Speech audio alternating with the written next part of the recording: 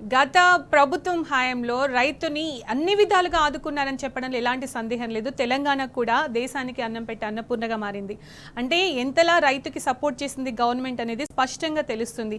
పంటలు పండించడానికి రైతు బంధు దగ్గర నుంచి మొదలు పెడితే పంట పండించిన తర్వాత కూడా వాళ్ళు అమ్ముకునే వరకు కూడా రైతుకి సపోర్ట్గా ఉంది. ఇప్పుడు చూస్తే అసలు అలా లేనే లేదు. అందుకోసమే రైతు ఇప్పుడు రోడ్డు మీదకి రావాల్సి వస్తుంది. సో ఈ సిచ్యుయేషన్ ఇలాగే ఉంటే రైతులు ఫర్దర్గా ఏం చేస్తారనుకోవచ్చు?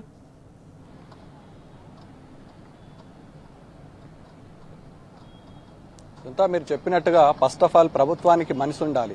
మనసుంటే మార్గాలు అనేకంగా వస్తుంటాయి. ఈ నేపథ్యంలో నిర్మోహమాటంగా గత గవర్నమెంట్ అనేక పర్యాయాలుగా రైతుల కోసం ఆలోచించింది. అవసరమైన కష్టాన్ని ఆ ప్రభుత్వం పడ్డది. రైతులకు ఎలాంటి ఇబ్బంది రాకుండా చూసుకుంది.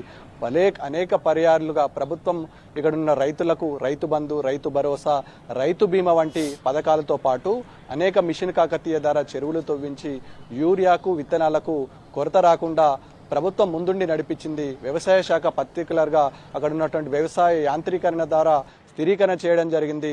పంటకు పెట్టుబడి సాయంతో మొదలుకుంటే పంటకు మద్దతు ధర ప్రకటించేంత వరకు ప్రభుత్వం నిర్ణయాలే అమోఘమని చెప్పవచ్చు. ఇక్కడ అవలంబిస్తున్నటువంటి అనేక పథకాలపైన కేంద్ర రాష్ట్ర ప్రభుత్వాలు కూడా కాపీ కొట్టి ఐక్యరాజ్య సమితి వరకు ఇక్కడ ఉన్నటువంటి ప్రభుత్వాలు, ఇక్కడ ఉన్నటువంటి ముఖ్యమంత్రి ప్రశంసలు అందుకున్న చరిత్ర గతం. ఇప్పుడు ఎంతో రైతులు అంటున్నారు గతం ఎంతో వైభవంగా ఉండే, ఇప్పుడు వర్తమానం అంతా భవిష్యత్ అంధాకారంలో పోయిందని రైతులు బాధపడుతున్నారు, చర్చించుకుంటున్నారు.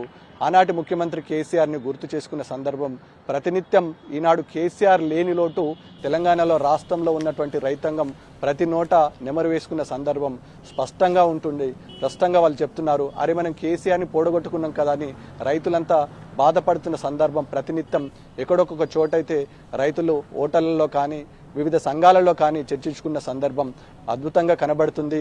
ముఖ్యమంత్రి కేసీఆర్ కొనసాగిన సమయంలో ఇలాంటి ఇబ్బందులు పడలేమని గతాన్ని యాద్ చేసుకున్నట్టు సందర్భం కూడా స్పష్టంగా యావత్తు తెలంగాణ రైతాంగం అంటున్నది. ఈ నేపథ్యంలో ఉమ్మడి నిజామాబాద్ జిల్లా వ్యాప్తంగా వరి సాగు ఎక్కువగా అవుతుంది.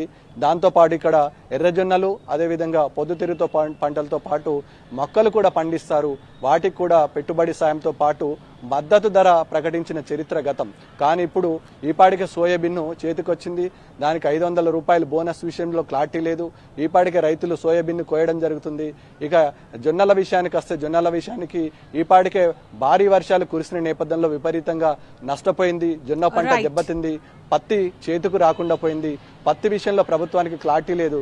ప్రభుత్వం పత్తిని కొంటదా లేదా అన్న విషయంలో స్పష్టత లేక ఇవాళ రైతాంగం కేసీఆర్ ఉన్న సమయంలో ఆయన ప్రవేశపెట్టిన పథకాల పైన, ఆయన రైతుల పట్ల చూపించిన ప్రేమ పట్ల నెమరు వేసుకున్న సందర్భం స్పష్టంగా కనబడుతుంది. సునీత.